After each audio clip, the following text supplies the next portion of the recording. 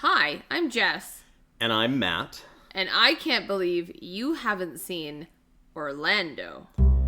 I think I said this on our last one where I watched Norma Rae that I really couldn't believe I haven't seen Norma Rae. Yeah. This one, it makes no sense as to why I haven't seen this. Correct. It's like, I can't believe you haven't seen either one of them. I know.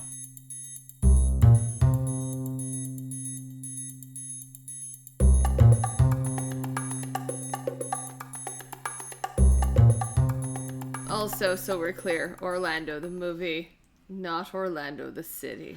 Not Orlando. I still have not ever been to Orlando. But that I can believe. Yeah. Yeah. You've been to Orlando. Not Orlando. Other parts of Florida, but not Orlando. I mean, technically you have because you did Disney World. And Disney I have World not done Disney. Oh, I thought you did Disney World when you did that trip. No. In the before times. In the before times. No Disney was done. Okay. No. Well, there you go. Anyway, welcome back to Can't Believe You Haven't Seen with Jess and Matt. Mm-hmm. Today is episode number 23, which is wild. And we're going to be discussing the 1992 classic, to me, Orlando, which was written and directed by Sally Potter. And I'll do my deep dive here in a second, but before we do, I just wanted to say thank you to everybody who watches this. Yeah. Listens. You can't watch us. We don't have a video version. Well, we do, but you just watch the wave file, the audiogram on YouTube. I was like, you can watch our faces. We should record us one day for like a 30, maybe. Eventually. Maybe we'll upgrade the setup. Get real fancy. In any event, welcome back to episode 23. Thanks to all our listeners in anywhere that you are tuning in. It does mean a lot to us. Mm-hmm. Had a bunch of people mention how excited they were for the last episode because Boogie Nights is a big one. Yeah, and I got a lot of feedback on the Norma Rae one as well. Awesome. Kim, friend of the pod, former guest, has also appeared as a guest, said Matt hadn't seen Norma Rae. I know. And I said, I know. So it's wild. Can't wait for people to feel this way. I messaged a friend of mine from university last night who is also my TA. Yep. Who is probably the reason I've seen this movie at least a dozen times. And they were very excited that we were watching this. So if you're listening, shout out to that TA who got me through a course I put not enough effort into. All right. So before we begin, as we normally do, Matt will take the lead on all of his thoughts and I will chime in and be ever so charming and hilarious. But we'll give a little bit of a detail on the movie itself. Yes. Okay. So Orlando the film is actually based on Virginia Woolf's 1928 novel Orlando, a Biography. Again, shout out to Virginia Woolf. Big fan. Big you? Little Miss Masters in Gender Studies? Can't imagine. Not afraid of Virginia Woolf over here, let me tell you. Also understandable why you have seen and love this film. Oh, 100%, yeah. I've read the novel as well, which, again, not a surprise to anybody, but is excellent. So, it is a 1992 fantasy drama film starring Tilda Swinton, who we all know I'm also in love with, as the titular character, as Orlando. Yeah, second Tilda Swinton film of the podcast so far. And both my picks. Billy Zane as Shelmerdine. Good pronunciation. Rolls right off the tongue. Yeah, super easy. Also featuring Billy Zane's excellent wig. Yeah. And Quentin Crisp as Queen Elizabeth I. Yes. There are obviously other folks, but those are the three that stand out the most, and Quentin Crisp for the win. For sure. Yeah. Again, as I mentioned earlier, written and directed by Sally Potter, who also co-wrote the score with David Motion. Correct. And this one's interesting because it's in an international co-production through the UK, France, Italy, the Netherlands, and Russia. Yes. This is so it was made by Sony Pictures Classics, which at that point in time was doing a lot of bringing a lot of like international films to market, especially in Hollywood, but also kind of was supporting films from wherever and getting money from a lot of different places. So it makes sense. Yeah, it does. Budget was $4 million. Box office gross internationally, $13 million. Yep. So, not a super blockbuster, but not a slouch either. No, for a film like that, that's a good return. Correct. I have a lot of notes about production in terms of what's in there that you may or may not know as a literary nerd, but we can come back to that after. Yeah.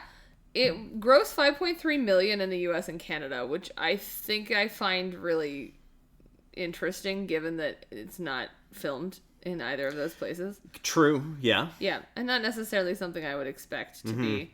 I want to say it might have. Here. I know it, in looking some things up, I know it was at the Venice Film Festival. I might have, I don't know if it premiered there, but it won an award at Venice. But I wonder if it maybe was at some of the big, like, Telluride, TIFF, New York Film Festival type of stuff. Makes sense. It's that type of film. Totally. Sure. It has been overwhelmingly positive on Rotten Tomatoes. The critics kind of split for a bit. It got some like crazy positive and some not so great. One of the biggest criticisms is about the narrative, which again we'll come back to, I know. Yeah. However, it was nominated for Academy Awards in '94 for Best Art Direction and Best Costume Design. Shout out Sandy Powell, the legend. Blessings on this movie. Also for a BAFTA for Best Costume Design and Best Makeup. European Film Awards for the Young European Film. Oh, apologies. They won Best Makeup at the BAFTAs. Nominated for European Film Awards for European Actress and won Young European Film for Sally Potter. Yeah. Which is a weird title of a category. Yeah, because this isn't her first film either, so it's a strange one. But, I mean, And Independent Spirit Awards, Best Foreign Film was nominated. Yes. So, altogether, a rather well-received and fairly popular movie, especially given what kind of movie this is. Yeah, and actually one that continues to grow because of the most recent Sight and Sound poll, which is the British Film Institute doing their like AFI style, but worldwide. Orlando on the most recent list was, I think, in the 150s somewhere of the top 200. So yeah, still very, very well regarded, probably just growing. And, also, again, subject matter-wise, probably. Yeah. Fun little sidebar fact that you may not have known. This movie and the book on which it's based were the inspiration for the theme of the 2020 Met Gala. Oh, interesting. That tracks. Never got to happen because what happened in 2020? I had no idea. Weird. Everybody decided fashion wasn't important. Specifically the labyrinth scene. Yeah. And I'm just double checking my own facts here. Although it was canceled, the gala itself was canceled. The opening of the exhibition did happen. It was postponed and opened in October 2020. So, okay. So yeah, Orlando, bit of a cultural touch point. Not that I would expect you to know a ton about the Met Gala inspo, in fairness, because I think you would rather rip your own eyeballs out than care. But yeah, that's not my bag. And that's fine. I know, but it is mine. It's not mine in the sense that I think it's a great thing and we need to continue doing it, because I have a lot of opinions about rich people's stupidity. However, especially this weekend. Yeah. However, I do enjoy knowing what's happening in the world, so there's that. Yeah. Yeah, and it's it has the crossover of the celebrity. That's what I mean. Yeah. Stuff that you are more interested in for sure. Correct. All right, so over to you. Over to me. Even though we're a few days removed from June. Happy Pride. A little bit late, because boy does this movie fit the bill. For sure. Yeah. So yeah, this is the first of Sally Potter's movies that I've ever seen. There's a few others like The Tango Lesson. And there's another one, the one that came afterwards. I think it's The Boy Who Cried, that I was like familiar with but never actually saw. And she's been making films ever since. She hasn't made one recently, but I think 2020 or 2019 she had a film that she made. So she's pretty prevalent in movies, in TV, in dance, choreography, music. She also made, like you said, choreographed the score for this film. She also did a lot of the music She co-wrote the score. Co-wrote the score, pardon me, not choreographed. That would be dancing. She did the directing part of it, directing, so I guess that counts So she co-wrote the score. She also co-wrote a couple of songs that are in the movie. Yeah. So she's sort of involved in, she's a multidisciplinary artist, for sure. So first time I'd seen her in doing anything in a movie, so that was great. And so unlike sometimes when I go through my parts of the movie where some of my thoughts work chronologically, and so I work through a plot with this one, it doesn't quite, my thoughts don't quite go that way. Interesting, because it's such a chronological movie that has no time gaps at all. No time gaps at all. Time has no meaning, quite literally, in certain parts. But so I for those that maybe haven't seen this movie, because this is I think a well-known movie to a certain like audience of people these days. In 92, it wasn't a big movie, and it's grown and grown and grown.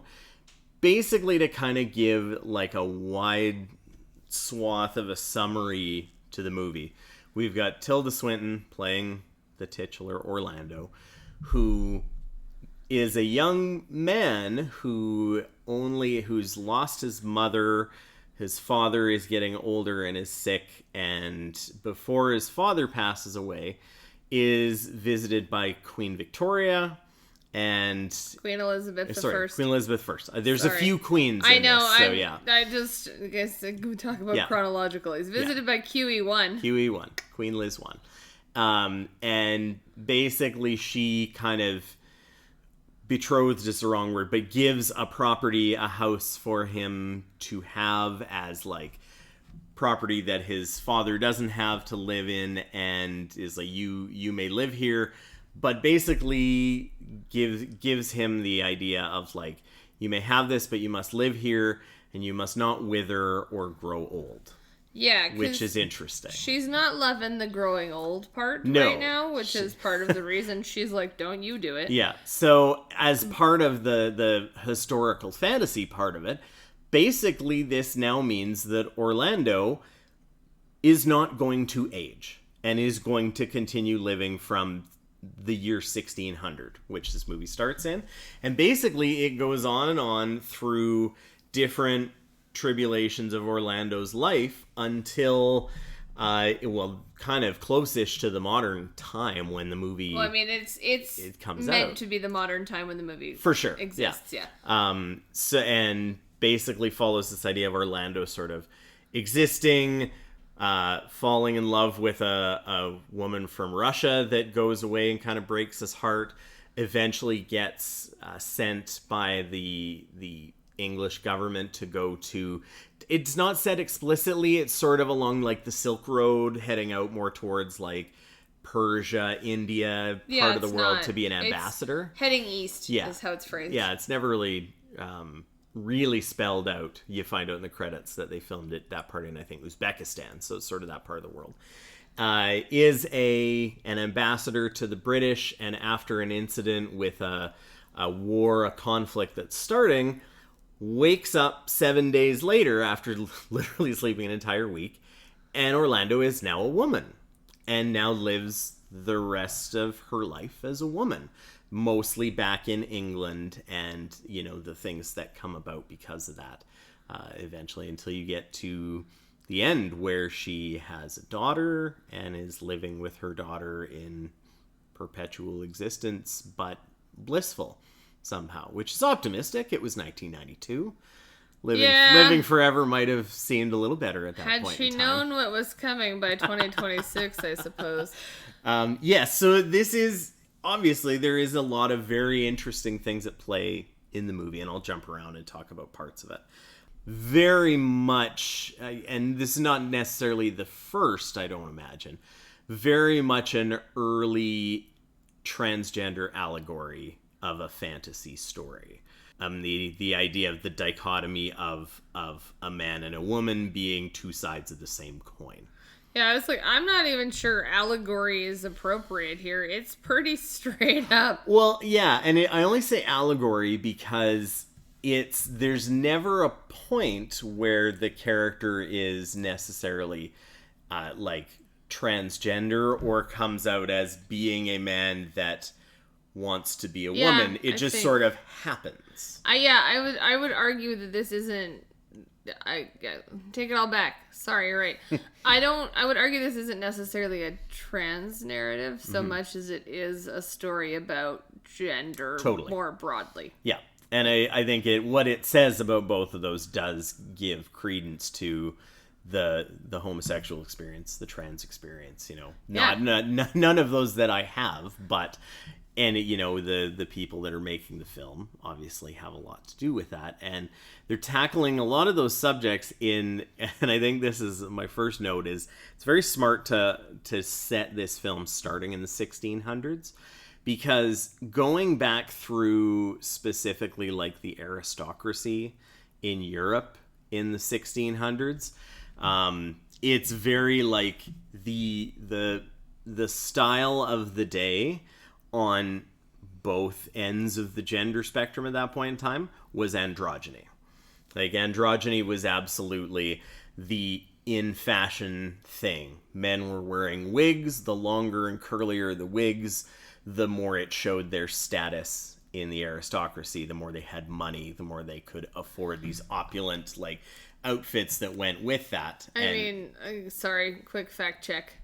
1600s don't have as the wigs are more 1800s, but yes, otherwise you're correct. I mean, but like this, I'm going back a lot of years. Like, there a lot of medieval era Europe, like once they were able to have the haves and have-nots, the people that had money, the way they showed it off was opulent dress, opulent headpieces, for sure. And often wigs, which you don't associate with specifically with masculinity. Amadeus, so good to see you again. Very much, and even in Amadeus, like even the poor people like Wolfgang had a wig and would go and try them out to show off the status that he didn't have but wanted to have. And so super fun. Can you tell why I picked this movie? Yes, I can. And why it was a good Pride Month choice. Was a very good Pride Month choice. But it's kind of there's a lot at play there with the aristocrats and with the monarchy as well. Like, there's not only was there androgyny, but it may have been also covering up for a lot of incestuous relationships and sickly looking people in royalty. So they just covered it up. As I have famously said in a team meeting once, the royal family tree is more of a wreath. Yep. Ring around the rosy was a little easier. Yikes. That's about the plague. Yeah, it's very much is. But yeah, like bucket full of posies was so you couldn't smell the rotting dead bodies. Sorry for the sidebar. Yeah. But the idea of androgyny being, even though it's a movie set initially in the 1600s, when you're showing it in the 1990s, when it's made, it very much brings about a lot of this, like, very flamboyant, opulent, showy dressing. And it begins from, I think, mostly from the men that you see, because there isn't necessarily a lot of women in the film to start. You've got Orlando, as a young man, a teenager, and really quickly his father passes away. So he kind of has servants around him. Yeah, but who dies first? Oh, I mean, the queen dies first, and that's how but she has to travel to get to Orlando and to visit. But like that, in the day-to-day, if you weren't the queen, you very much weren't.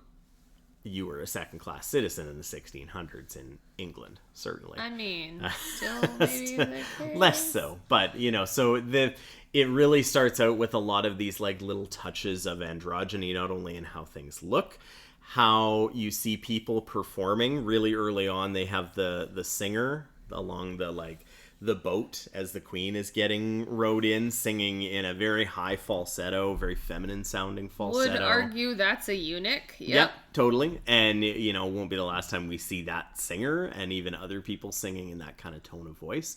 But that was the kind of thing, like the arts, quote unquote, were very much the domain of either women or very feminine men.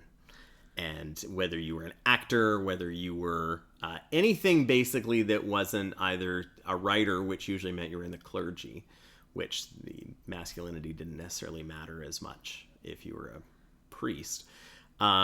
But it was just sort of assumed. Yeah, and the only other time, and I'll get to it later, is when you see some other men that are poets, which is less of a performance art at that point in time and more about the written art. Oh. And we're gonna talk about poetry in a little bit because I do want to get to that specifically. It's weird. It's so weird that I like this movie. I can't imagine. But sorry, quick fact check. Art was predominantly male. It wasn't women. Performance art wasn't women. Feminine presenting men, right? I mean, sure. Nobody thought Shakespeare was the manliest of men. No, I don't know that he would have red pill podcasted necessarily. No. What I just want to asterisk that because women had no power, so let's not pretend they could also play in the arts. They couldn't. They weren't allowed. They could sew things at home. I mean, they could. They were a lot of musicians, oftentimes patrons of the arts, perhaps. Yeah. But it's not. Yeah. Yeah, but it was very much seen as a feminine pastime or a feminine pursuit. That if you were a man that was a singer or a minstrel or something like that. Sure. Yeah, and I think maybe we're conflating the arts because if we're talking theater. There was a lot of theater written for the monarchy, so it was considered entertainment for the monarchy. Therefore, it had a higher place than I think we are trying to give it right now. Depending on what it was and who was writing it, 100%. Yeah. But also, there were no women acting in Shakespeare. Right? No, there was no women acting. That's not what I'm talking about. And I'm playing more into the androgyny of things. All right. This is there are a lot of men around, but you can very clearly see the men that are men and the men that are feminine. Well, and often the men who are feminine, and I'm going back to theater here, the men who are playing the women are young. Absolutely. Right. Young, made to, have their voices really high, or were given those parts because they were underage and had high voices already. Yeah, their voices had not gotten deep and manly. So they could do that. And there's a real fun, meta part to the whole idea of the androgyny and the gender aspect of things, because as you mentioned really early on in the film when Queen Elizabeth first comes in, Queen Elizabeth first is played by Quentin Crisp. Yes, I'm so glad we're talking about this. Yeah, and it's this is a kind of a perfect bit of casting, not necessarily for the Queen but for this movie, for the movie, for sure. Yes. And Quentin Crisp is again a name that is controversial is probably mild for what she was to the scene she was involved in for a lot of years, but she was a writer, a humorist. I don't know what you would claim her as, but she worked within English raconteur is what Wikipedia uses. That's the right word for sure, but she sort of worked within a lot of different artistic disciplines in England, doing a lot with gender expression. She was born Dennis, I think was her first name. Dennis, yes, well done. And she did a lot as far as writing in terms of gender expression, in terms of performance, whether it was one person show type of things, and a lot of it had to do with gender expression, identifying with homosexual men, because I think for most of her life that's what she identified as, even though later in her life she did sort of talk about that if gender surgery was available when she was younger, that would have been the way she would have gone. And which is why we refer to it as a she, looking back at things. But for most of her life, she was sort of playing with these identities of men, women, two sides of the same coin. So a lot of the themes of her art and the things that she spoke on and was critical of kind of fits the motif of this movie really well. Yeah, it was when she was 90. Mm-hmm. Yeah. That in her book. Yeah, the last word, she came to the conclusion that she was transgender. Yeah, so that's sort of the lasting impact of that. And where, you know, kind of perfectly works in this film if you know who Quentin Crisp is. Because you have the Queen of England bestowing this, you know, place to live on Orlando, who very early on, and I don't know how audiences in 1992 would have taken this. Tilda Swinton was already an actress that was pretty known in Britain. So people had seen her and stuff, and immediately kind of going into it, she doesn't necessarily do, like, she doesn't do the most to be like, I am a man in this. I'm not really modulating my voice too much. You don't really have to do too much as far as the dress. Like I said, it's already very androgynous, so you have the shorter hair kind of tied back. But there isn't, like, it's not like Tilda's not doing Kate Blanchett doing Bob Dylan, and I'm not there. There's a whole sentence, hey? Yeah. Like, famously, when this is being written, mm-hmm. Sally Potter saw Tilda Swinton in something else. Mm-hmm. And was essentially went, this is the right person, because Tilda embodies the masculine in such an effective but subtle way. Yeah. Like, she gets all of the movements. Mm-hmm. It's so good. Nah. Yeah. And she talk to me, Tilda. She does that in a lot of other films and a lot of other roles, just as part of what she mm-hmm. does really well. She's almost similar in a way to someone like Samantha Morton. I find that a little bit too. Like, Sam Morton does have those two sides to it. Yeah. Even though, and both Samantha and Tilda have also played roles where they're very feminine and much more feminine sexuality type of thing, which is very interesting. But I don't know, playing in 1992, if people were like, oh, this is so shocking or so convincing. Because I'm not sure that she is, but it works perfectly. She doesn't have to be. Yeah, it's just like, this works absolutely as it is. And there's something kind of like, fourth wall breaking is a fun way to think of it, because we're going to get to that as well with this movie. Yeah. But there's something almost fourth wall breaking about this film having Quentin Crisp deigning this lifetime of existence to Orlando, and having the spectrum of Orlando living as both a man and a woman throughout their life.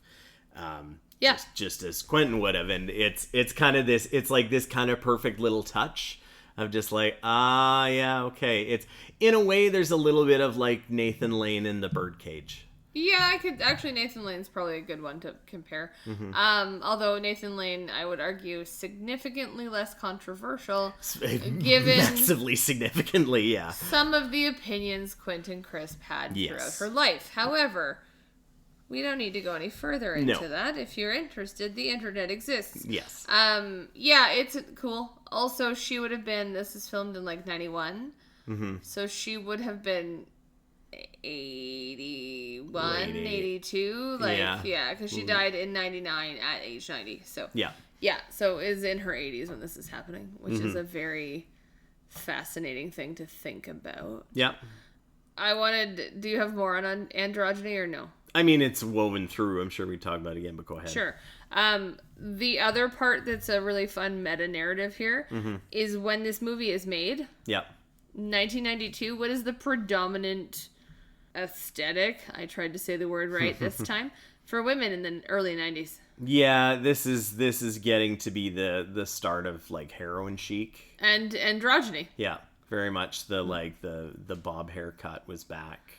Well, and if you lose all your weight, you have no curves, right? Because that's really what heroin chic is. Which, hey, cool, that's coming back. Love that for us. For 30 years, fascism. Anyway, all of that aside, it's a very interesting meta-narrative, and maybe a good reason to go back and watch it now is this sort of push to then return to androgyny. Yeah. In the early 90s, I would argue. So it's very cool. Yeah, it's very cool. It's also very, it's a very interesting time in the like idea of narratives for LGBTQ characters, which I'm not 100% sure Orlando is, but certainly stands in for kind of almost all of those letters in one way or another. There is, we're missing a bunch of those letters now because the acronym is much, much longer. But there is something to be said about sort of the queer community. I'll use that as a general. Totally. As a member of it, what's happening in 1992 is also scary. Very much. Right? And it also is a time where some of those letters in the eligibility community, as we've heard it called on the social media, by a queer person, for the record, yes. which is not meant to be reductive, because I have heard the alphabet community as well, and that is very reductive. That's way more reductive. Bullshitty. No. Anyway, sorry, continue. No, but like there was still, different understanding of even people that were transgender, people that were asexual. We used no one... pansexual. Like, there's a lot of terms that weren't really fully defined and realized or understood at that point. I would argue pan was not one that was really ever used in the 90s. Yeah. Asexual, a lot less. Yeah, it probably was given a different name or just a different mental illness, unfortunately. I love when that shows up. I just had this conversation about how trans identity has been removed from the DSM recently. Mm-hmm. And that person, whoever I was talking to, was surprised by that, but it's not a mental illness, so... Yeah. Mm-hmm. 2S. LGBTQIA+. I'm just going to try and get the whole acronym now. Community is always changing. Yep. So it's good that we have these conversations. I also think it's important because I'm sure I've said this in other podcasts, and these are things that I will go on and on about till the end of time. Mm-hmm. L was in front. Do you remember why L was in front? It has to do with the AIDS crisis. It sure does. Yeah. Well done. Mm-hmm. We don't talk about our history, and then we'll lose it. So I like to just bring it up. Yeah. It's not my history. I'm neither a lesbian nor a gay man who lived through the 90s, but queer history and the AIDS crisis needs to be discussed. That we're now putting two-spirited folks, 2S in front, I think is important as well, because we're at another sort of crossroads with what it means to be an Indigenous queer person or an Indigenous person in Canada and anyway, and this is a much broader conversation, but I like that it's changing. Yep. I know people get up in arms about there's so many letters in the plus, and why are we changing things? Because the world's changing, Barb. It's time to move on. Who's Barb? I was just trying to think of somebody to be mad at. Just be mad at the world like normal. No, well, I can't use a Karen. We know too many wonderful Karens who will probably listen to this and be like, what's wrong with Jess? I know. This is why is Jess mad at me and I'm not. Yeah. So. Anyways, it's a big theme through the movie, and it does come again and again in different formats. And Quentin Crisp having been considered a queer icon. Yeah. And who had controversial opinions about the AIDS crisis and Princess Diana. Yeah, so, sure. So I think it's a really great note to start on, because it does put that in the thematic background even before you get the story going the way it is and having anything with that. Should we subtitle this episode 20, is it 23, right? We should call this 23 Orlando, Jess goes on a rant about queer politics again. No, because that's every episode. Doesn't matter what movie we do. You're not wrong. There's a lot of gender. There's a lot of queer politic ranting. Yeah. It's fine. Hello. Welcome to the pod. To go a little more into Matt's background of things. Look, early on in the movie, there are parts where I mentioned about falling in love with a Russian woman. There is a Russian diplomat who I think is trying to take them for a ride and marry his daughter off to get rich again. I believe that is the understood narrative there, yes. And they come to visit. Is it Norwich? Norwich, is that where they are? It's a part of England that gets cold and freezes over because a lot of the servants are wearing crude 1600 ice skates to get around. And look, they're doing a hell of a lot better than I would have done. They're also doing a hell of a lot better than the one aristocrat who is trying to walk around the ice and have all of the servants put fucking rugs down for him with skates on, mind you. Learn to skate, my dude. There are better ways. As a Canadian and someone that grew up playing hockey and learning to skate when he was 3 years old, learn to skate, my man. It was really funny. Love that, because I did note that. I have noted it before, but I haven't watched this movie in some time, so, you know. As a chronically ill woman who has issues with her joints specifically, one, happy Disability Pride Awareness Month. Yeah. So, cool. Number two, there were 2 instances where I wanted servants to follow me around. One was that, where I was like, because I would fall and break every joint I have left. And 2 was when the queen is walking and there's just servants carrying her fucking throne. Yeah. And then she doesn't even say anything. She just goes to sit down and there's a chair. Dear God, would I give for that? Yeah, I mean, more money than brains for sure, because even you, who is not good on the ice, correct? You, the lover of penguins, knows how to stay up on the ice. Penguin Small walk. steps, penguin walk. This is not. You live in a part of England that's going to freeze over every winter. How are you going to survive? Figure it the fuck out. Didn't have to. When you're a big deal, it doesn't fucking matter. Yeah. It's like when you're a billionaire, you can shut down parts of Manhattan for your wedding. Sorry, anyway, continue. Like if your servants are serving you food on the ice and they can choreograph themselves like a team figure skating like thing, which shout out to a friend of mine who, I don't know if she listens to this, but a friend of mine who used to be very involved with group figure skating. I used to teach with her. She is like, she would have loved that part of that movie. Yeah, it was fantastic. Group and like just going around. I'm like, oh yeah, you can see they're really skating because the lines on the ice are pulling up, just like they would in a figure skating competition. It's just like, this is the Canadian things we notice. Yeah. It's also, like, the dead guy under the ice. Yes. Just, oh, that happened. Yeah. I mean, that at least, like, I understand why they used to do that, because then they could do like winter burials and know where to put the burial plot after the winter's straight done. Up, you can't dig the ground at that point. No, I know. It just makes me laugh. Yeah, it's hashtag Canadians so cold. Yeah, what is this? And now for our new segment, why it sucks when you're Canadian and watch these movies. Yeah, but so it's, you have this part of the okay, we have the Russians that are there, they're being wined and dined. There is the other poor woman that Orlando's been betrothed to, and he is just making shocking passes at this very attractive Russian woman. How dare he? I don't know, I'd do the same. She was cute. Yeah, but when we were engaged, you were not hitting on random Russian women. That's true. And now there is a sentence. That's very fair. That wouldn't have happened. Now, in fairness, I guess the face I'm making right now to Orlando, he was betrothed to this other woman. Something tells me had very little to do with choosing her. Therefore, I guess, because it's clear there's a difference here between duty and love. Yeah, and it's the arranged marriage thing that for a long time was part of the aristocracy and still going. But it's sort of, and he makes it known that it's like he is concerned with love. He's not concerned with anything else. He was not concerned with love prior to this. No. He was probably more concerned with getting his rocks off and eating food, but... Typical teenage boy. I think you could take the teenage out of there. Yeah.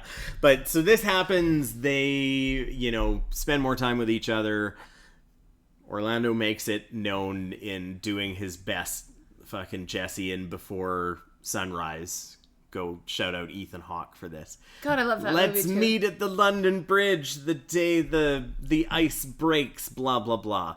And she doesn't, because she is supposed to go back to Russia with her father. And she doesn't meet him, so she goes back home. And Orlando knows heartbreak for the first time, although basically doesn't show it outwardly, other than the fact that he goes to sleep for about 7 days or so, which I understand. That scene of like his servants trying to wake him up, I get it. I sleep like that sometimes. I was gonna say that's the weekends around here. Yeah, just the doctor coming in and just saying like, gentlemen, he is sleeping. Well, it's the heartbeat sound, I think, is really interesting because that repeats itself multiple times. when Orlando's going through a thing and needs to nap. Yeah. For, like, it's a long, long winter. So there is that. There's something else, and you may come back to this, and I apologize if I'm overstepping.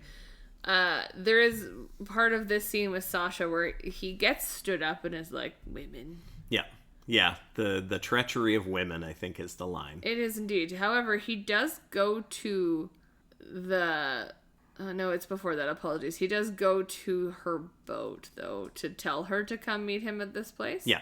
And when he does, there's a line that gets said. Mm-hmm. And I don't know if you're going to talk about that because it comes up multiple times Go as ahead. well.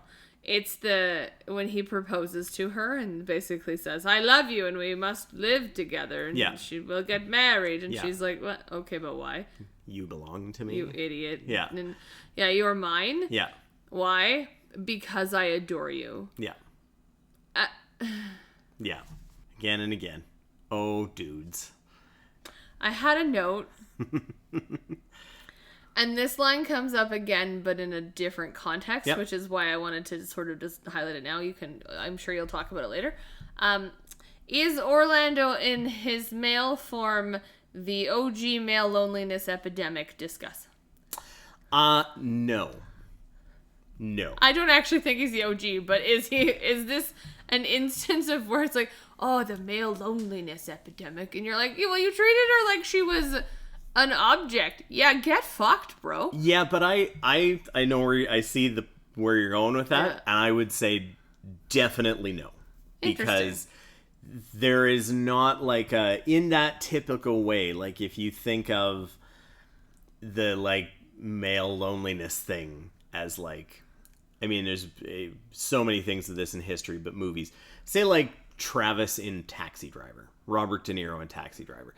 Robert De Niro only really goes off the deep end of his real, genuine, psychotic loneliness after he's been spurned by Sybil Shepherd.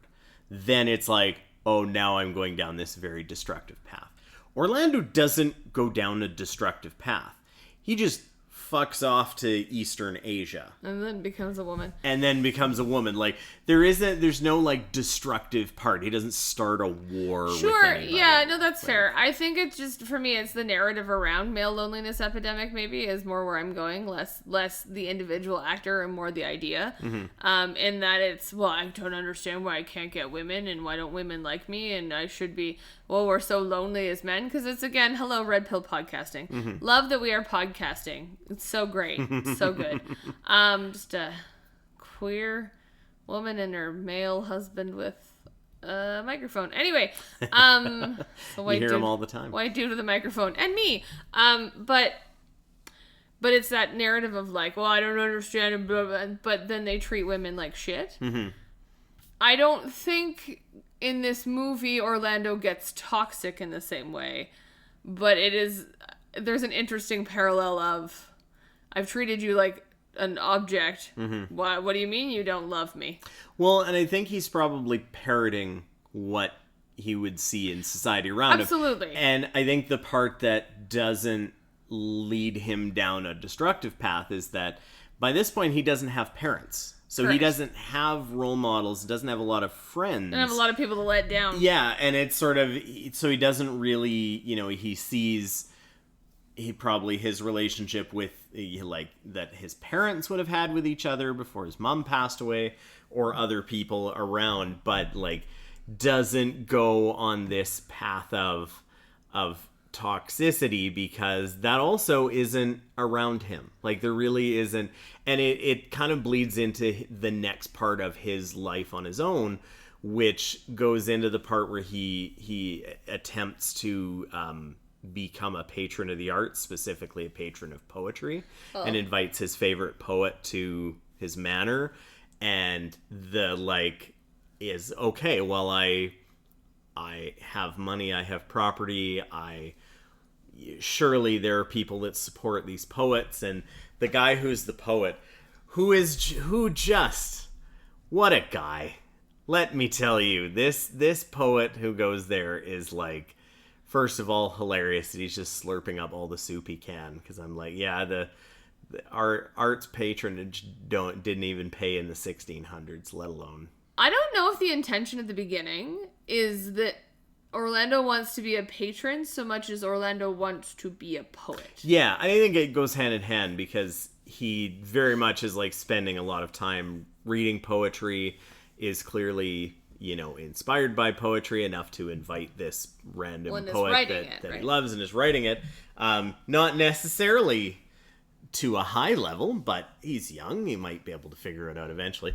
The poet he is trying to, patron to, or be a patron to, I think ends up being, is not tremendously kind to his poetry. It's not great poetry, and that's fine. But, there's one part in the note that I had from this and another part, which is a good part to talk about poetry. Not necessarily poetry as an art form, but, the poetry community in this movie is really just taking L's left, right, and center. It is filled with just absolute, shitty, opportunistic people. All men, in this case. Shocking. And, here's Orlando very willing to pay this, $300 paid every quarter. Yep. 300 pounds. 300 pounds a year, paid every quarterly. quarter. And even though this dude reads his poem and burns it and Orlando sees it and is like, tell him to go away. I'll pay his money anyways, but go away. All he's really trying to do is get himself involved in this thing that he loves. Which comes back around again later on, after Orlando becomes a woman and goes back to where they lived in England and is invited to a party of a neighbor, someone nearby. And these three dudes that are poets who are just being the bitchiest dudes you could ever imagine. And real poetry was taking some real hard L's in this movie. Yeah. Do you want my thoughts on that? I mean, yes, that's why I brought it up. Great. The first poet that you mentioned his last name is Green. Yep. He does not have a patron yet. Mm-hmm.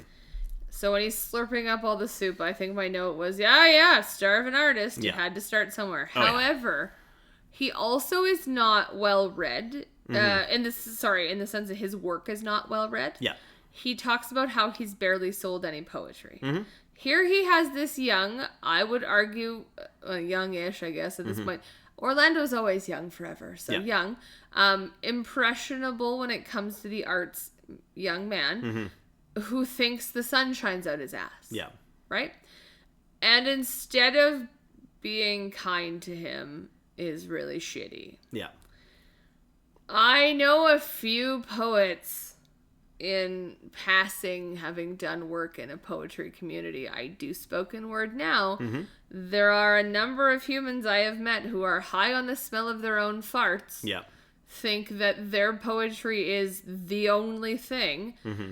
And collect young, impressionable new poets like they're fucking Pokemon until they figure out what's going on. Yeah. So it was a life imitating art problem for me, which I didn't have the first billion times I've watched this because I wasn't a poet then. Yeah. I guess I was a poet. You were, but not a performing. But I was not a performing poet. I didn't have a community in the same way. Mm-hmm. That second set of dudes. Yeah. Can get fucked 7 ways from Sunday with a spiky post. Yeah, and I want to come back to them for different reasons, but yeah, just as poets, just using their absolute snooty pretentiousness to be an absolute just denigration on their own art form. Yeah, not only are they shitty poets, they might have been great poets. We didn't hear any of their poetry. Poets who are shitty people. Yeah, they're not kind. They are making us all look bad. They're also misogynistic assholes. Yeah. Super fun. Which again, not unlike some folks I know. Yeah. It happens. It's disappointing that it continues to happen, but yeah, it's being a poet's really just getting knocked around this whole movie, which is unfortunate. Yeah, and Orlando doesn't have the interest in other forms of art to be able to make commentary on a lot of other things. I think it's more of art's patronage in that point in history is such an interesting thing because for every very, very famous composer, painter, sculptor that was a patron, like had patrons that would pay them to do their art, you also have people like this guy that is not necessarily probably the best poet or the most famous, probably because he's not quite as good, but you would still have someone that has a lot of money that is willing to give you patronage to do certain parts of art. And I mean, like, when we were on our honeymoon, when we went to the Palace of Versailles. Yes. When you're in Versailles, most of the walls have paintings painted onto the actual walls in Versailles. Yes. Not a lot of them are the greatest pieces of art. Necessarily, yeah. No, like you don't hear about like great artists being like, oh yes, and they painted this, this portrait on Versailles. Most of those people were painting portraits for other people that weren't onto walls because, and I mean, that point in French history, I think there were a lot of artists that were trying to avoid the aristocracy in France for obvious reasons. Can't imagine. But like, just because you were a person getting paid by the monarchy to be an artist for them doesn't actually mean you were any good. It means they liked you. Like if you had, if somebody incredibly rich today and they said, oh, I really like, and I don't want to slag anybody that makes bad movies, but if you had a director and an actor that just make nothing but bad movies and don't care about their art actually, but this person with all the money in the world says, I'm going to build a movie studio and you're going to make all my movies. Does that make them good? No. This sounds like an Elon Musk storyline. Yeah, it's like if Elon decided to make Tesla films and contracted somebody out that was just like, listen, I'm not very, they don't make good movies, but Elon thinks they're the greatest thing since sliced bread. It doesn't make your movies good. It just means you have a rich benefactor. Yeah. No, totally. So it's a like, and the movie doesn't dwell on that. It just more does it in a way of like, this is Orlando, a transitionary period between finding love, getting his heart broken, and then eventually kind of the next part of it where he is charged by whoever is the king or queen at that point in time, king, I think, to go east with whatever, I don't even know who would have been, Ottoman Empire probably at that point in time. But like going to be a diplomat, the English consul to whoever this country is, and leaves his home. Servants are there, off he goes. So kind of doing it like he's trying to find his place in the world, basically. Totally, and the place is not with a bunch of shitty, bitchy poets. I'll tell you that for free. But yeah, it's that same sort of highbrow, lowbrow art thing that we always talk about. Yeah, totally. And you talk about the like artists survived on patronage, and if they didn't have somebody paying for them, often they didn't make money. Yeah. Unless you then worked into theater and yada yada, and we don't have to go into that right now. But it's not unlike getting, and I don't want to. This is going to be a weird comparison. It's not unlike getting grants now. Yeah. There are so many poets in particular, but artists I know who do not make enough money to live on their art and should, because there's absolutely no fucking reason not to. Yeah. And isn't our system broken? Cool. Yep, that's it. I can stop talking about it now. Yeah, that's fair. Yeah, so it kind of goes into like Orlando's next phase of his life that he doesn't really know what he's doing with it. He doesn't have guidance from parents or even like parental figures at that point in time, and has tried to find love and been betrayed or not. She just had to leave, so he feels he's been betrayed. Whatever it is. And being, an arts patron hasn't worked out, so now he's given the opportunity to go and be the, person, the English designate in this indiscriminate Eastern Asian country. and goes there and immediately meets, and I'm forgetting his name, but the gentleman that's sort of the ruler of that area in that country, who's given a bit of a like frosty reception in a way that like this guy talks about like, yes, I know our English friends have a habit of collecting countries. And it's the like, okay, so now Orlando is getting to deal with the idea of colonialism. So he's jumped out of the money that he has in the property and title, and now is dealing with the world at large, and colonialism be colonialisming when you are the English specifically. Yes. And I made me wonder if this was India. I don't think it was, because the people that he met don't necessarily look like they're from India. But he is the English ambassador to the Ottoman Empire. The Ottoman Empire. Okay. So which at that point the Ottoman Empire like ranged from like Italy to Mongolia at that point, I think. Yeah, like, it doesn't really give you specifics, and honestly, that's for the best. It was pretty large. It was that sort of, Silk Road trading area. As you mentioned, yeah. So he kind of goes there, and this gentleman that he meets, who is suspicious immediately of an Englishman, because the English are collecting countries, and they're conquering their people, but doing it in the soft, oh, we're your friend way, and oh, here's the way, and oh, you should do it this way. This is better, like colonialism did, and like the explorers did, and like a lot of people continue did through to do. Part of the world. And, this person saw that immediately, and Orlando, as the representative, being who he is not that kind of person, doesn't represent that. This isn't who he is. He's there in terms of, at this point in time, I think brotherhood is what he mentions.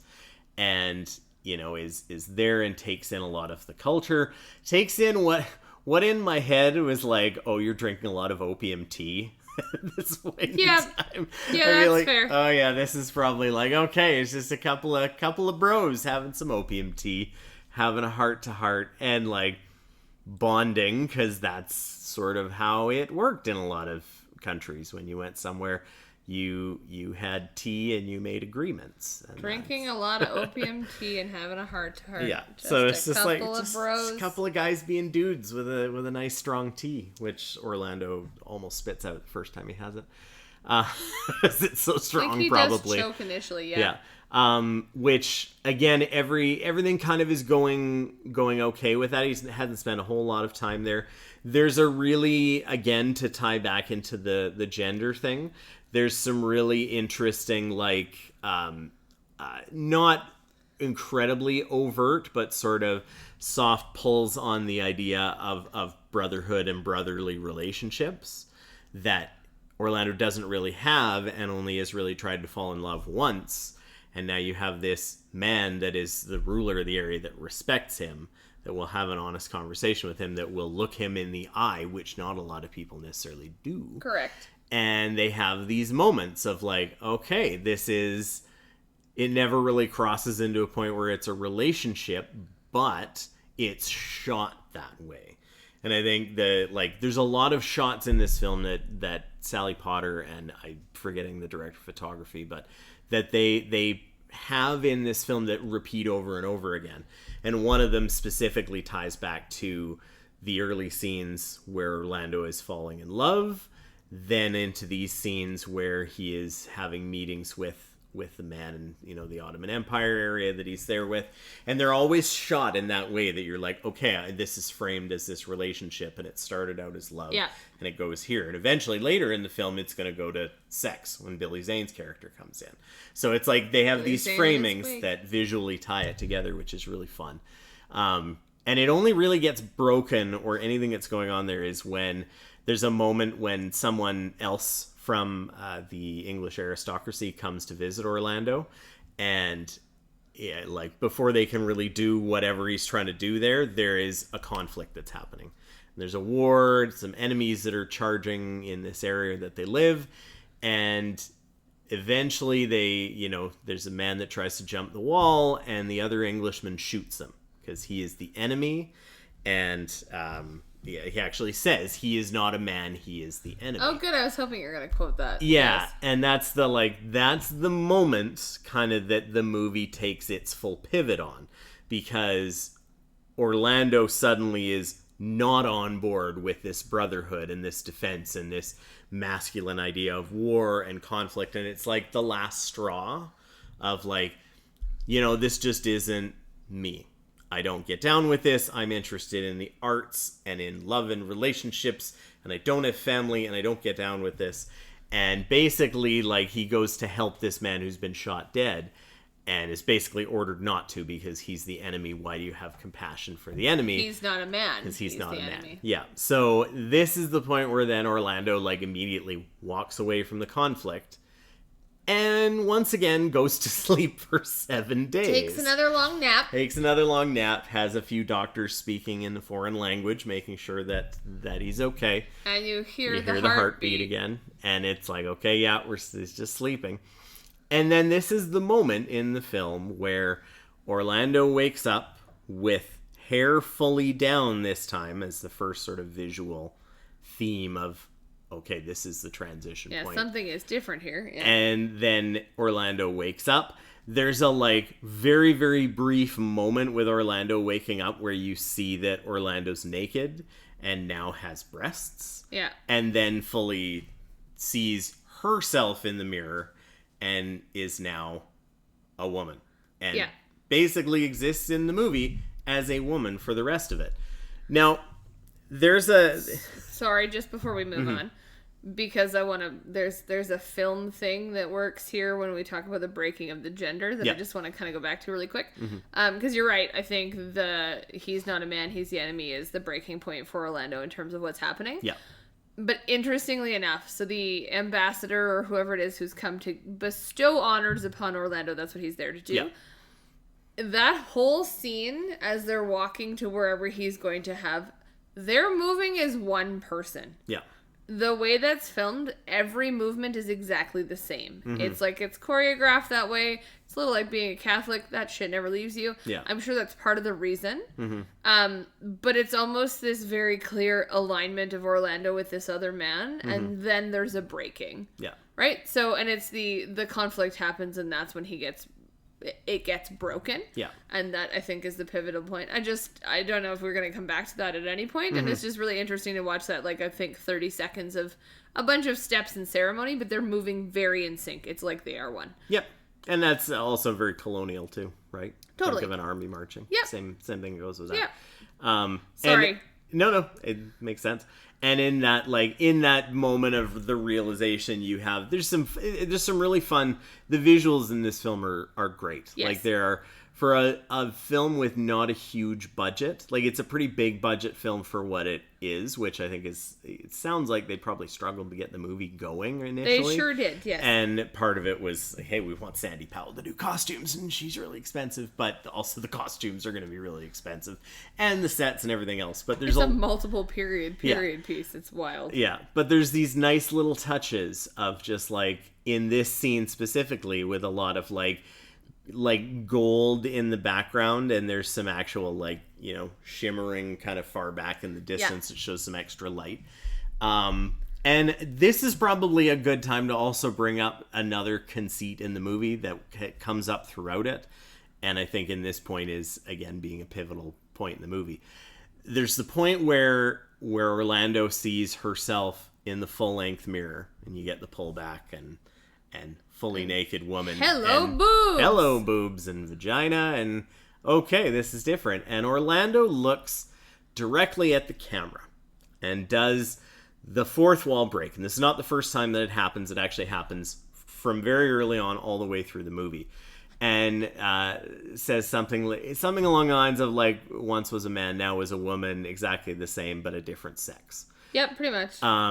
And this point, just a different sex is the line that's delivered. Yep, so I wrote this down too. There's this moment and all of these fourth wall breaks. This is not the first time I've seen this in a movie where there's like a direct fourth wall. I am looking at the audience specifically.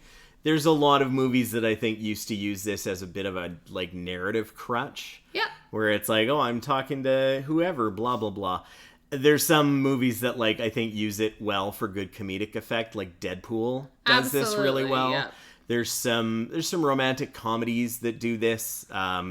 there is a very famous comedian with glasses that we shall not talk about for reasons of his conduct and behavior with women.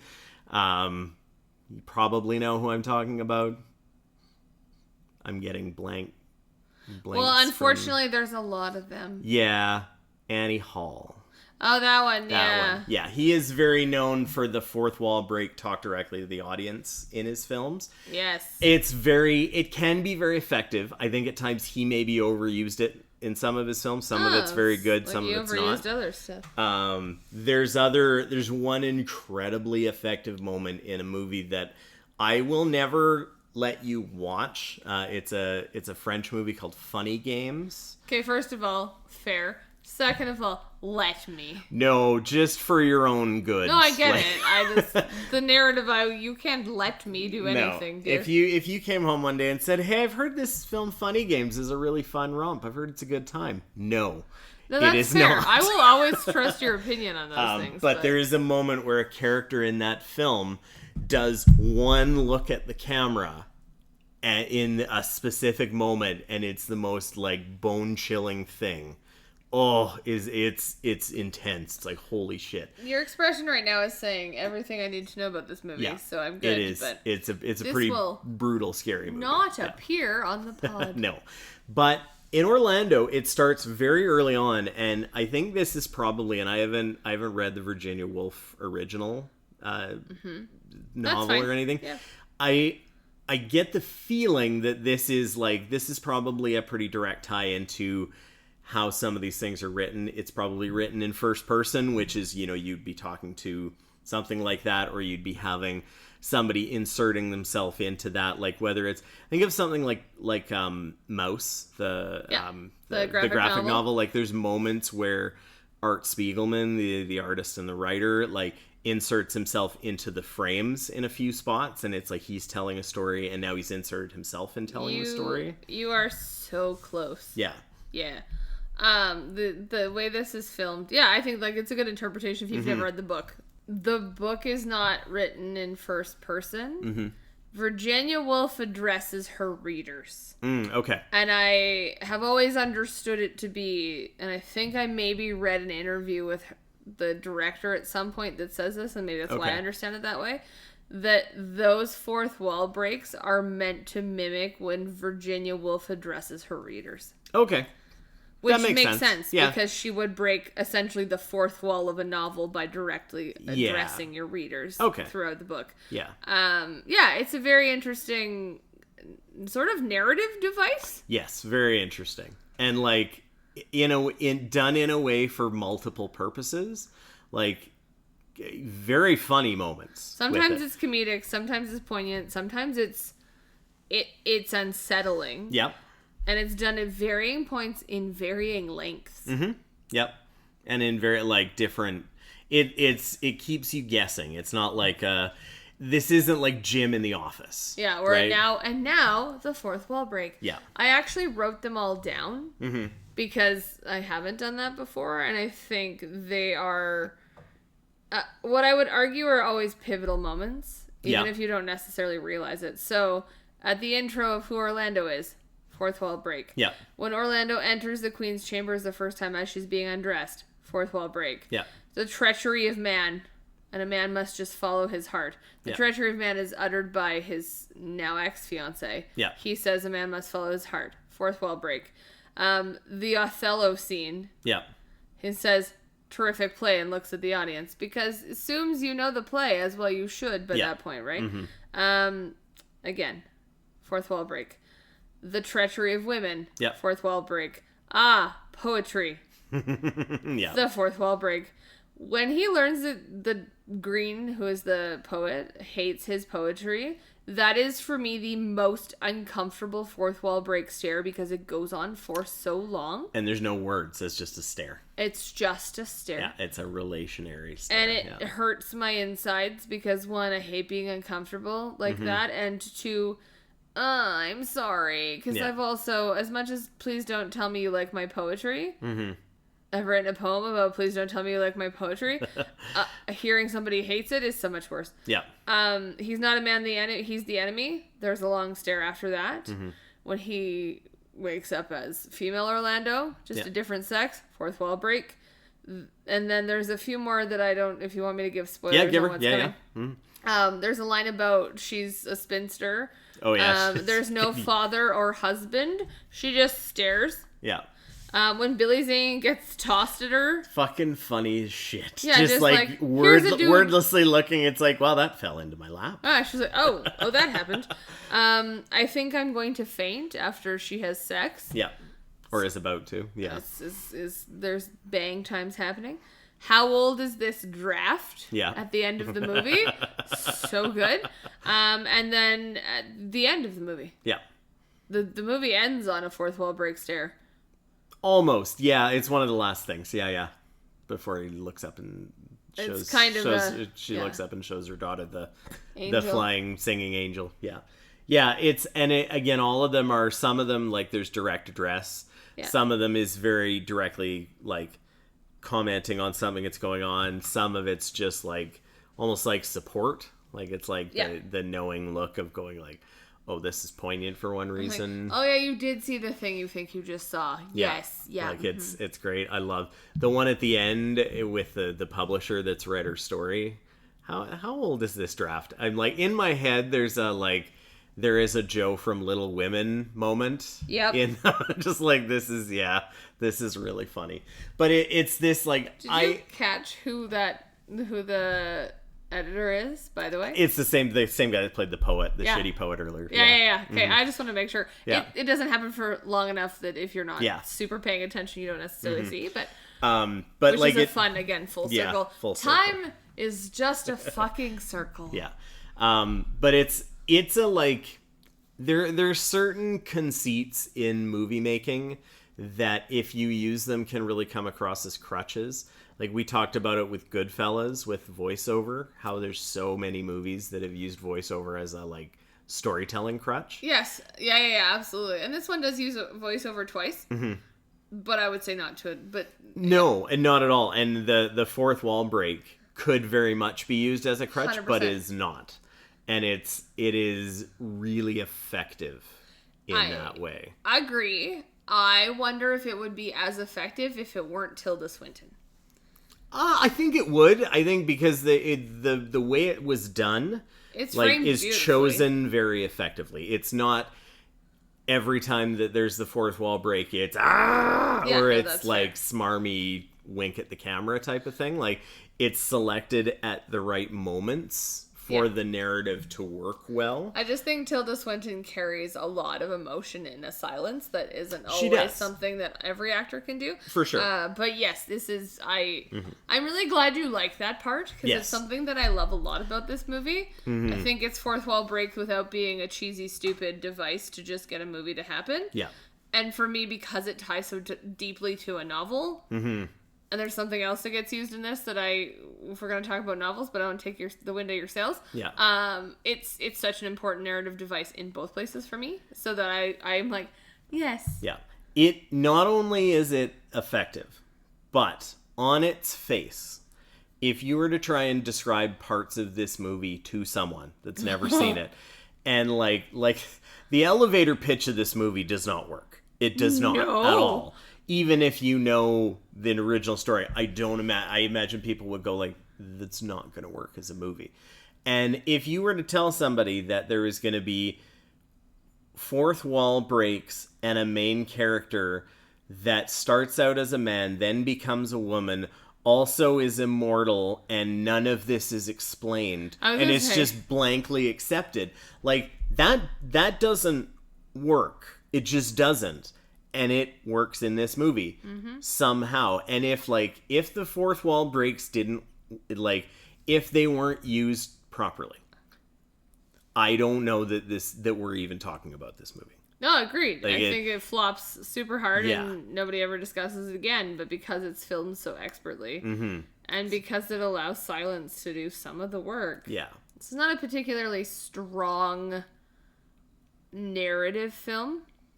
See, I might actually disagree with you. I mean, I don't know that I believe that. I think it's a strong narrative film. Mm-hmm. It's a lot of show don't tell, but there's also not a lot of show in some of the major plot devices, right? So the, like, she becomes a woman. That never gets explained. It just happens. Mm-hmm. So I think audiences at the time can accept that. I think that's a little harder for audiences now to accept. Yeah, I think it actually is probably it would be a hard thing for North American audiences to I watch. think that's maybe the best way to put that, yeah. Like this is that as a trope, even if you talk about the man into woman thing, that's a very, and not even British, but it's a very like European, continental European approach to filmmaking. It's a bit like, and I'm going to nerd out about a bunch of movies I know you haven't seen, but it's a bit like watching L'Avventura, which is an Italian neorealist film where basically there is a point where a woman who has ostensibly been in most scenes as a best friend not only goes missing, but after about 15 minutes of them trying to look for her, she kind of gets almost forgotten about. And they just move on with their lives in certain ways. It's like, and that just wouldn't work in a Hollywood movie because you have certain constraints and things that, our audiences are used to this. Like, I think that's maybe what I mean when I talk about the narrative. Yeah. Is that it's not your prototypical movie narrative. Totally. And unless you are someone like David Lynch that can do this, where you're already setting, audience expectations up to be like, this is going to be like a dream, or this is going to be, whatever. You just have those moments where it's like, you're asking people to really make a leap. And I think because of that, it makes it a stronger narrative, because you then just you're like, okay, we're living in a world where this person that was born as a man and is now a woman is just accepted, and people acknowledge it as well. Like, it's not just like, oh, he swapped one actor for another actor and nobody noticed. Yeah. It's like, no, it's acknowledged in the movie that, like, you are now a woman. Okay, onward we go. Which is not reality, and why it's such it's a historical fantasy instead of a historical drama in a lot of ways. But, like, I think, again, if any of those little parts don't work, this movie pretty much falls apart. And it works incredibly well, and thus makes it an interesting commentary and an interesting statement on things throughout it. Especially after this point where we've talked about Orlando now. Okay, this moment has happened. I am now a woman. I am leaving this conflict in Asia because I don't agree with the masculine ideal of war and many other masculine things that I've seen. And basically returns home. And now she gets to live her life as a woman who doesn't age. Yep. And immediately she starts to realize what that means. By this point in time, I guess we're in the 1800s. We sure are. Yeah. So again, that's the other part of this, of the Queen Elizabeth I that says, you're not allowed to grow old. And she just doesn't.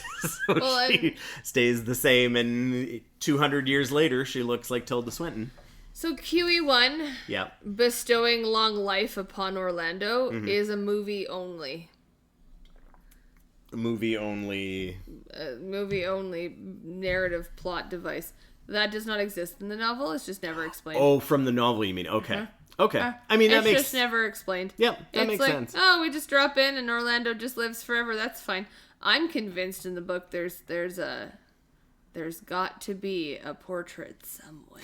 That's a Dorian Gray situation. Yeah. Also, that's it's anachronistic because Dorian Gray was not written when this was written, I think. Anyway, moving on. I don't actually know when Dorian Gray was written. That's a good point. It would have been, but anyway, that's...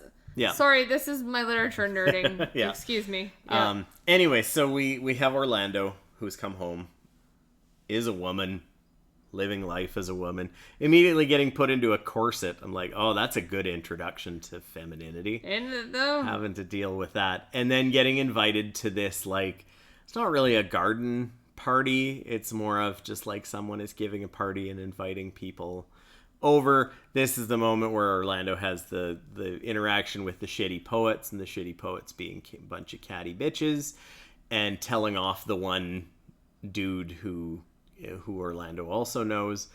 And then she starts striking up a conversation with them. They're poets. She likes poetry. We have things in common. And very quickly they outright dismiss her because she is not a man. Mm-hmm. She is a woman. And what could you possibly know about all of these different things? And Orlando points out how they, write about love and speak of reverence for women, yet they are talking shit about their own wives. Yep. Basically. She has what I would argue is one of my favorite feminist rants. Yeah. Just, y'all get fucked, basically. Y'all get fucked. And then she has her first, I think the first moment in her life where she gets mansplained to. Yeah, which was no not one a word in the dared. 1800s. No, even when Virginia Woolf was writing this original text. Mansplained also, wasn't a word. I checked myself, because I'm going to fact check you. I have to fact check me. Dorian Gray, the picture of Dorian Gray is written in 1890. Okay. Yeah, that would make sense. So this is like roughly 30 years before Virginia Woolf is writing the original. There you go. Orlando. So she would have known about it, so there's probably a picture somewhere. Anyway, continue. So anyway, she gets this opportunity to be spoken down to. And what a beautiful description. Just is an opportunity. Really not happy about it. Pissed off when she arrives home to realize that she is now being sued because she's no longer allowed to be a property owner because she's a woman. So well, and interestingly enough, because you point out that people just accept that she's a woman now. Yeah. There's an argument made in these lawsuits that she's always been a woman. Yeah. Because that's the only way that people that are doing the law could explain these things away. Yeah, pretty much. They're like, I don't know what the fuck to do with this. So, you must have been a woman the whole time. Way you go. Bam. And then the gentleman... Your boobs are too big? I don't know.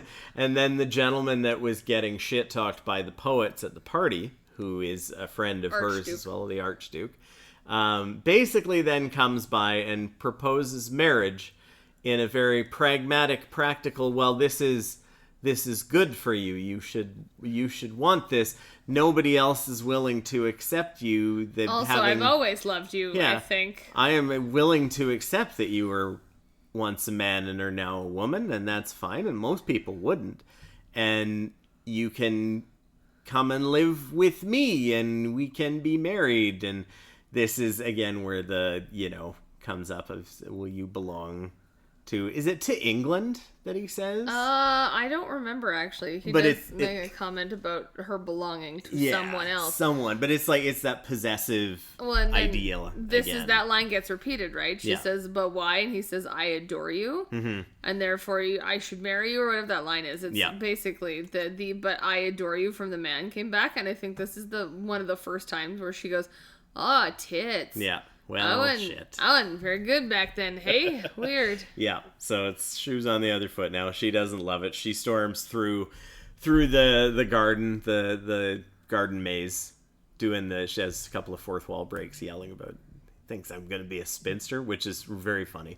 And has the moment where her dress changes and then the scene changes to a different spot. It's a great point, but it also is like, this is the chickens are coming home to roost sort of thing, except instead of it being the consequences of your action, it's just like, oh, well, you are now a woman, so this is how it is for your kind in this part in history. Also, I apologize, it's 1750 when this is happening. Okay, so we're not quite in the 1800s it moves into the 1800s when she goes running through the labyrinth and yelling about her, he thinks I'm going to be a spinster? Yeah. That's when we move into the 1800s. Yeah, and that's the part in the 1800s when I think there's little subtitles with the timelines with it, so the 1650 I think is love, and this is the one where 1800 is sex. So 1600 is death. Mm-hmm. 1610 is love. Yeah. 1650 is poetry. Yeah. 1700 is politics. Mm-hmm. 1750 is society. Yeah.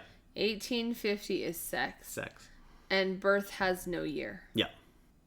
Yeah. Those title cards, do they make you think of anything else? Perhaps chapter titles.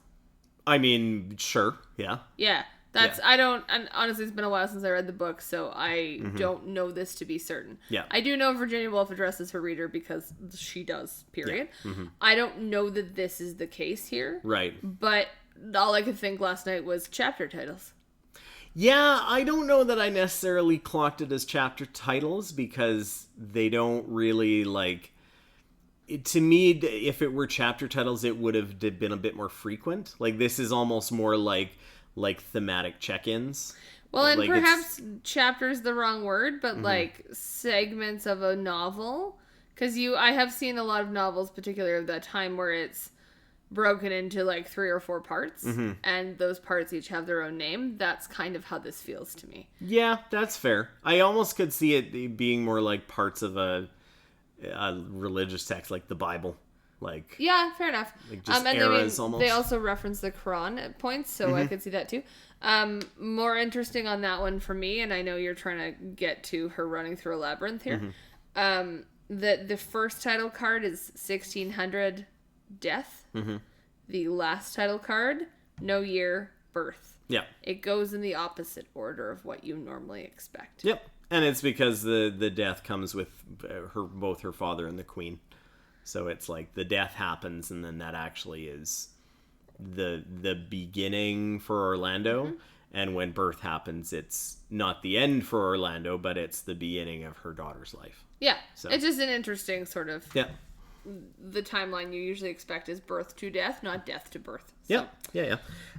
So we have this change. The title card, the card comes up with the change to 1850, and sex is the part of that.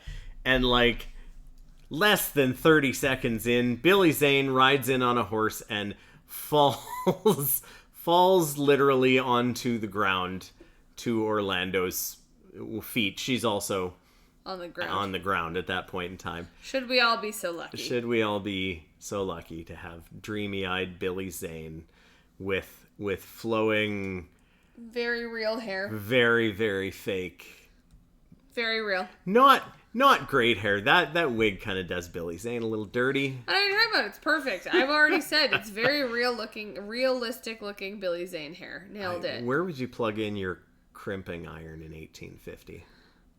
It's natural, babe. Not sure about that, but that's okay. It's like the one misstep in hair, makeup, costumes of this movie for me that I'm like, nah, I don't love that. I can get down with it. It's funny. It's very funny because I think Billy Zane also is the person in this movie that plays the closest to what they are as a person in real life. Like Billy Zane is Billy Zane. His character is an American that is visiting England and is going to go home, and it's like okay, we've dropped Billy Zane into this, and it just doesn't look like his hair, it looks period appropriate for sure. Yeah, but it's just funny. Yeah, so we have dreamy Billy Zane who drops in. She takes him back to where she lives so that she can tend to his ankle, which he thinks he has rolled, which struck a little bit of a chord because the World Cup's going on right now, so he actually did it. He wasn't rolling around on the ground faking to get a red card or anything like that. And this is where the sexual desire comes into Orlando's life for the literal first time, probably, because other than wanting to be in love with the Russian woman, Sasha, then it's just like, oh no, he actually did something about it, and there's more than just a abstract feeling. It's like, oh no, this is desire finally. Weird. It's there. So it's taken me a few hundred years, but here we are. Yeah. So they have a very steamy love affair that is very brief because he is going back to America when the boats are going to be able to sail again, which he makes note of and tells her that he wants her to come with him. Be a traveler. You've traveled already. I love traveling. Da-da-da. Like trying to relate, and it doesn't end up working that way.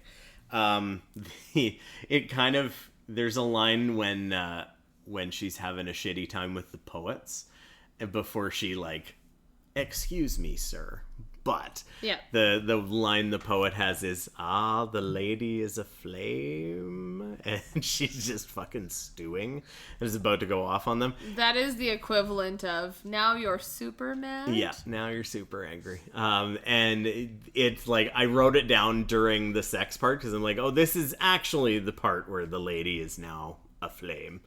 Excellent. Good job, Billy Zane, doing everything. Please don't ever say that to me. Seriously. Thank you. Oh, the lady is... I'm going to now. The problem of being married to your husband in a way. That is fair. I did actually have a moment in these parts where they're having their affair, where I sort of wondered if maybe this is a little bit of a fourth wall break for Billy Zane, and that this is the part where he should have stopped trusting redheaded women in movies. Because 5 years later, Titanic happens. I don't know what you're talking about. Kate Winslet. Famously, that works out well for Billy Zane's character. I mean, listen, he can row, I guess. That would probably worked out. The last, and it kind of goes into the very end of the movie, which is very interesting. It's the time jump from after they have the affair to Orlando being pregnant. Effectively during World War I, it feels like she was carrying a longer than a 9-month term. Maybe it's because of this fantastical existence that she has, but she's like literally walking through no man's land in World War I, which I thought was like a very interesting abstraction. And then has a daughter, and we basically morph into what would be the modern times, the 80s, 90s, where she is pitching a story to the publisher, which is played by the same actor as the poet, who thinks it's good, think it'll sell. Good stuff. Yay. Publishing. Well done. Harump. Let's go off to the pub.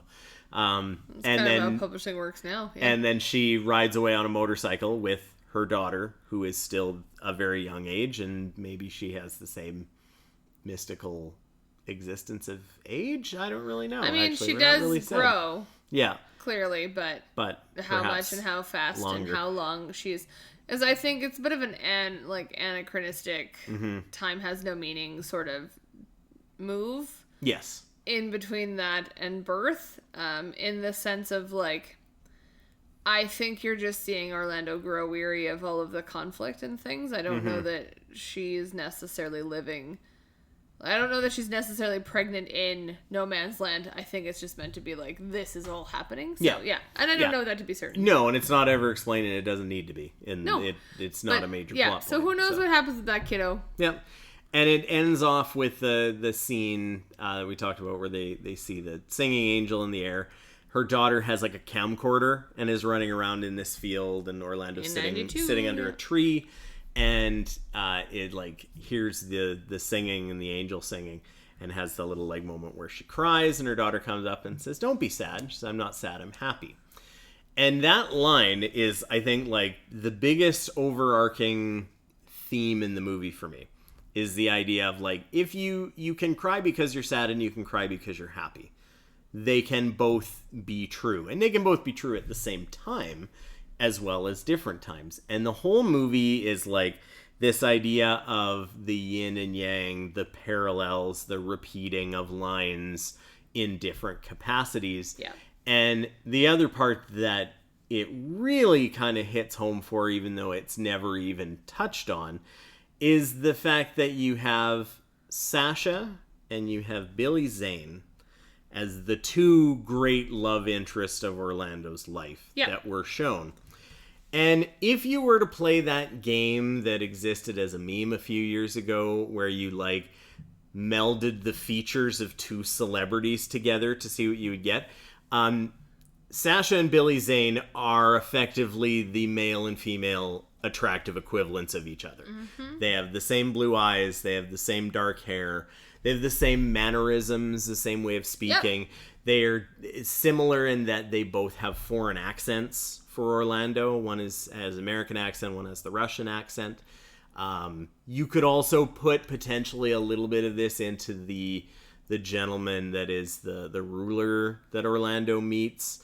There isn't a romantic part of that, but same eye color. So which there's I think this, is like, probably why he's a standalone in that Yep. It doesn't necessarily have a parallel. Totally. And it ties, this idea together of just the parallels of existence, men, women, feminine, masculine.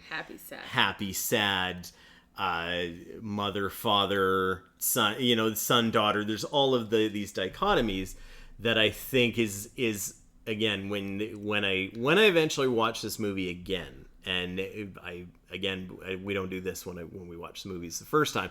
There's some special features on the 4K disc that we watched that I want to go back and visit because there's a lot in this movie. But also these ideas of like what it means to be two sides of the same coin. Yep. Basically. I think that's fair.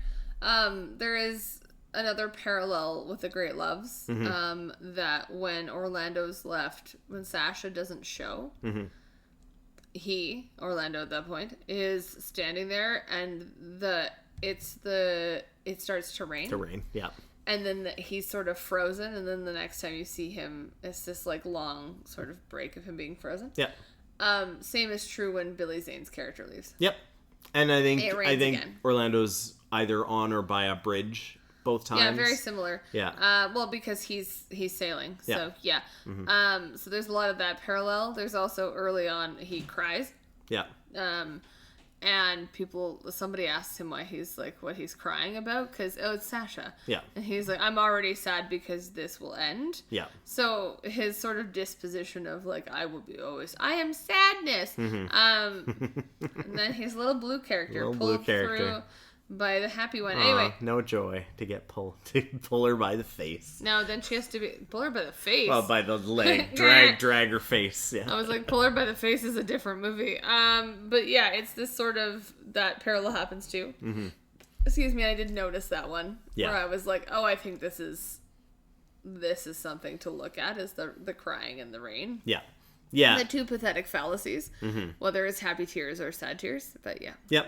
Yeah. I think it's a really smartly done movie because it holds up to scrutinizing under that. Like I think this is why narratively it's so strong because it doesn't take your standard like story. It does have a very standard story if you looked at it that way. Like you wrote down the plots, you could look at that and go, okay, I see where all the traditional story plot points would go. But it doesn't exist by them. Like the fact that Orlando's living over a long period of time means that you don't have the same thought of age to it, which age isn't a dichotomy, right? Young and old are two abstractions. Yep. And that's not the point of this one. There are people, certainly, then death is a subject in the movie, for sure. Absolutely. But it's not something that Orlando has to deal with himself or herself directly because they don't age. Yeah. Yeah. And so I think it's really smart. Like, it plays into those things that go one or the other. It also, I think, plays into everything to do with the visuals and the costumes, and this movie looks spectacular. Yep. Even playing into the later parts of it, like the modern stuff with the motorcycle and wearing, a leather motorcycle riding outfit and the office space, and that is all done in a way that's really visually quite spectacular.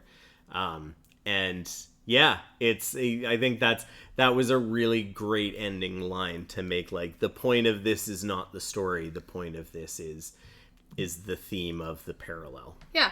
Yeah. Interestingly enough, the source novel upon which this is, I don't do this in very many movies that are based off of books, but like this one I think is so important too, ends in contemporary time when Virginia Woolf is writing, so in 1928. 20s, and it ends with the author lifting her pen. Yeah. Which is kind of the same here, in the sense of I've lifted my pen, here's my draft. Yeah. Right? So I really like that too. Mm-hmm. Yeah. Yeah. I like that that's a movies based on things that are written don't have to treat them as gospel. No, it's great. I love that it's, I think, attempting to keep the spirit of the original without being like, and it ends in 1928. Yeah. So if that movie ended in 1928, when it's made in 92, it does not have the same impact. That's an interesting thought, actually. Well, because there is a line, and this is why I say this. There's a line that Orlando says that I really like. As it's clear that there's a lot of conflict happening. Mm-hmm. There's a line she says rather, the spirit of this century has finally broken me. Yeah. That doesn't happen in 28. I mean, it could definitely. There was a world war. There was one. Yeah.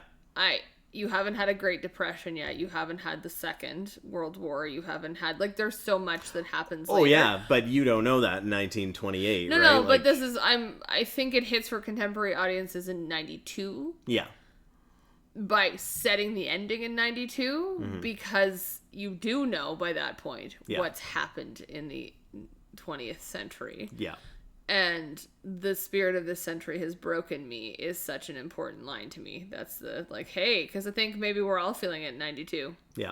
The way we're all still fucking feeling it in 26. God. Well, and I think it's smart that there isn't a time in the postscript of that. It's just birth, because it kind of doesn't matter if it's the 50s, if it's the 80s, if it's whatever. It's if it's just now. like, yeah.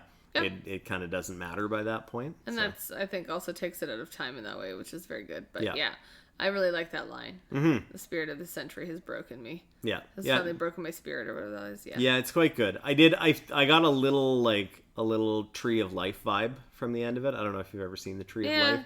It's like, because again, there's abstractions in time and crosscuts, and you don't necessarily know. It's like, okay, there is a modern section of this, but it could be yesterday, it could be 20 years ago, it could be 20 years from now. You don't really know, and it doesn't matter. So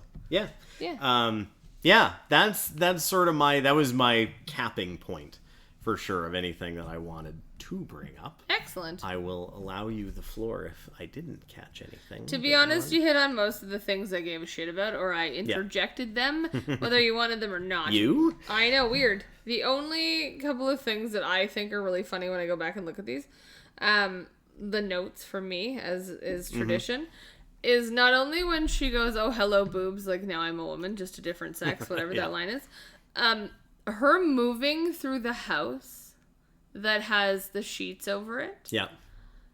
In that fucking wide-ass dress is so good. Because how many times as a woman have you gotten your dress caught on something? Like, it's a thing. So that was great. It's just a moment that I think is important to, like, to not just like, oh, we conveniently left her space. It's like, no, this dress is wide. You haven't been here. Yeah. Good fucking luck to you. Yeah, you take up more space now. And she doesn't have the house anymore. Mm-hmm. Which I also wonder... at the end, right? Because we're talking about how Orlando doesn't age and yada yada. Yeah. And she'll keep that house, and so will her heirs, as long as she never ages. Yeah. And she says the house is no longer hers. Yeah. And it's clearly a museum of some sort. It's covered. It's really but the people inside the house look like it's a museum of some kind. Maybe. Yeah, like a lot of those old touristy looking humans moving through. Like old castles in Scotland. Exactly. Kind of thing. Yeah. The outside, I couldn't tell if it was covered because it's not meant for people or if it was covered because it's like winter. I don't know. Mm-hmm. Anyway, neither here nor there. It sounds as though the estate is no longer Orlando's. Yeah. Will she now age? I don't think so. No, because that, like, it's still her. It's hers. According to the Queen, like a lot of those estates are now just public facing places, right? Well, you don't really ever learn if the lawsuit ends or not, if it's successful or not. You don't know. Yeah. Right? So did she lose it in a lawsuit? And if she did, is it like the Queen said, but the Queen said that in 1600 and it's not that anymore. Yeah. Is it hers? And if it is, cool. If it's not, does she? And it's not. It's just a question I like to ponder at the end. And I don't think it does, because when she goes back there with her daughter, she hasn't aged, and she likely has not had that property for at that point hundreds of years. Probably. But anyway, that's one. And then my only other note that I wanted to talk. Well, one, science is more interesting than poetry. What blaspheme! How dare you? And the a lady traveling on her own, the horror, right? Because again, this thing she had to learn about being a woman. Yeah. The voiceover at the end. So voiceover is only used twice. At the beginning for the intro and at the end when we're introducing this sort of next section of Orlando's life that we'll never see. She says, the lady makes her way to the... So she's a bit acting like the author, right? But says that, the lady makes her way into the contemporary whatever, blah, blah, blah. Yeah. With this sort of androgynous vibe of the time. Having not aged. So you're right. She does acknowledge she's not aged and says... But because this is England, everyone pretends not to notice. Yeah. And I giggled because how very British. Yeah. To be like, too polite, can't say anything. Couldn't be us, not us. Yeah. So, yeah, no, I mean, the big themes, obviously, you hit on. I wanted to talk title cards. I wanted to talk about the fourth wall breaking, all these things. And honestly, just the visuals of this movie. I've already said it once, but this is a period drama, for lack of a better term right now. Yeah. That is set in multiple periods. Yeah. And to do them all the justice that they do in set and in costume and makeup and hair is unbelievable. Yeah. It's done, so good. And it's done very smartly. Like, it's... I think there's a tendency when making movies in, like, period piece movies these days to have them go too large and too opulent because, I mean, if you... Because you can. And if you go somewhere like, Buckingham Palace and you look at it, like, it is large and it is bigger than life and it took thousands and thousands of people to make it and they were all wearing these elaborate, robes and threads and whatever else. That is part of that. So the tendency to want to show the scale of that is like... I think too many people dive into, whereas if you're a movie where you need scale to show something, if you're Spartacus or if you're showing Ben-Hur, yes, scale is very important to those movies. Ben-Hur. If you are, and I don't love this movie, but if you're Shakespeare in Love, you don't need the biggest sets in the world. You can just have small contained spaces dressed very well. I'm sorry, you don't like Shakespeare in Love? I had no idea. No, I do not. It's like me and my pet peeves. The only my last note here. This is a tight 93 minutes. Yeah, Here it's for pretty it. short. Thank you very much, movies that don't run 3 hours. My joy is brought back every time I watch one. I love this movie. I'm glad it seems like you did as well.